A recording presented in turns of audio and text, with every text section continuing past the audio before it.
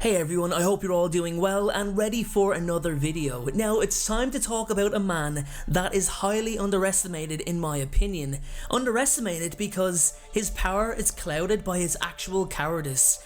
Peter Pettigrew is one of the most controversial characters of the Harry Potter series. He is consistently labelled as weak, spineless and a complete coward. I've read so many comments on how Peter should have been a Hufflepuff and didn't merit his place within the Marauders.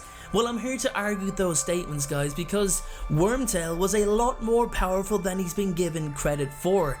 He's actually really powerful and knowledgeable, so in today's video, that's exactly what I'm going to highlight. We're going to look at exactly how powerful Wormtail is and the examples that back this statement up. So with that being said, stick around, get comfy, grab yourself a butterbeer and enjoy today's video.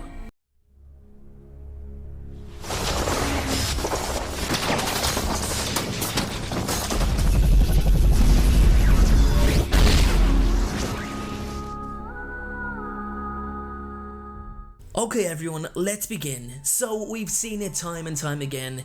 Comments like, Peter Pettigrew is so weak, Peter Pettigrew is the worst wizard, Peter Pettigrew is the least powerful of the Marauders. How did Peter Pettigrew get accepted as a Death Eater? He's the worst character of the books. Now all of those statements mentioned just prove the point that Wormtail was in fact a fantastically written character, because he draws out such an overwhelming emotional response from so many fans. After all, he's the person who betrayed James and Lily, he framed Sirius Black, he played a crucial role in Voldemort's return, and we'll look at those moments a little later on. But for now, the title of this video is why Peter Pettigrew was actually very powerful, so that's exactly what I'm going to prove today. So let's start by looking at his early years. Here's the thing, Peter practiced perfecting his magic from a very early age, and he had the extremely gifted teachers in James Potter, Sirius Black and Remus Lupin. Now originally the boys were a trio, until Peter, who was in awe of their ability and skill, started following them around until they eventually welcomed him into the group. Now Peter learned a variety of spells from the boys and became quite skilled with the wand. It was more of a pride thing on the group's behalf.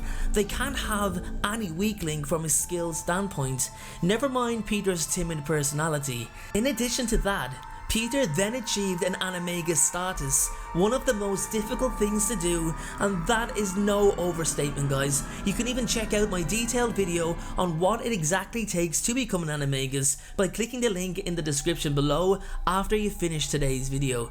Trust me when I say it's so extremely detailed that any hiccup would mean starting the process all over again. So the fact Peter was able to successfully execute the spell shows just how composed he actually was. He then used his newly acquired skill to assist with the creation of one of the greatest pieces of magic ever made, the Marauders Map. The map covers every single person, room, hall and floor of the Hogwarts grounds. It took an extremely long time to create, and Peter was crucial in its construction due to his animagus form of a rat. This would have allowed Peter to enter rooms that were off limits by slipping through the cracks and crevices in order to fully map out the room he was in, which was something none of the other boys could have been able to do. I can't imagine a huge stag sneaking into Dumbledore's office anyway. Can any of you? So you can see from early on that Wormtail was quite a powerful wizard, most of the time, and that was due to the pressure he felt from James and Sirius to always be precise. Now this wasn't exactly the case for him with his studies, as he did have a very short attention span, and he struggled to pay attention, probably why Minerva McGonagall thought so little of him. I think many of us originally mistaked Peter's cowardice for weakness, and yes, in a way it is a mental weakness, but he had something really big in common with Voldemort, and it's most likely the sole reason he switched sides, and that was fear of death. Peter was always terrified of harm and being hurt or killed. That fear overtook him completely, and any sense of loyalty or morality went completely out the window.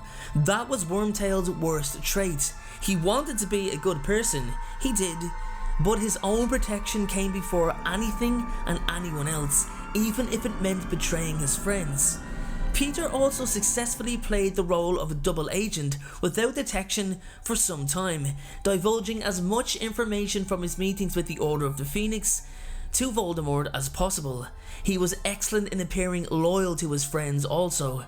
Now, I've said a couple of moments ago that Peter was quite skilled with a wand, and that's true.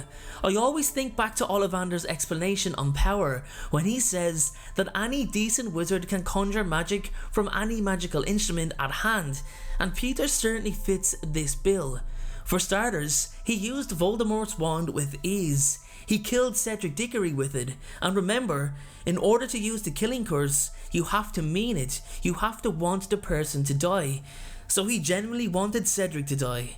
Now, that was with someone else's wand. He was even more skilled with his own.